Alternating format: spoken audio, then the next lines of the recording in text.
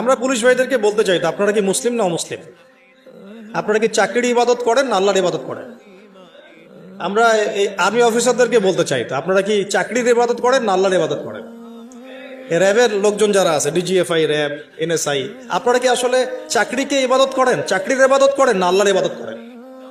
যদি আল্লাহর ইবাদত করেন তাহলে সাতেমে রসুলদের পক্ষে তো আপনার দাঁড়ানোর কোনো প্রশ্নই ওঠে না, আপনি ওখানে ডিউটি দেওয়ার তো প্রশ্নই ওঠে না। বরং দেখা যায় চাকরিকে আপনি ইলাহ বানাইছেন, এই কারণে দেখা যায় যে রাষ্ট্রীয় দায়িত্ব পালনের অজুহাত দিয়ে নিষ্পাপ নিরপরাধ, নিষ্পাপ বলবো না, অন্তত নিরপরাধ মুসলিম ভাইদের বুকে গুলি চালাইতেও আপনাদের বুক কাঁপে না। তার মানে আপনারা আল্লাহর ইবাদত এখনো করেন না, আপনারা করেন মূলত চাকরির ইবাদত। চাকরিটাকে আপনি ইবাদত বানাইছেন, ইলাহ বানাইছেন। কথা তো বাস্তব। শাপলা চত্বরে ঘটনা, গুলি করা হয়েছে কি হয় নাই?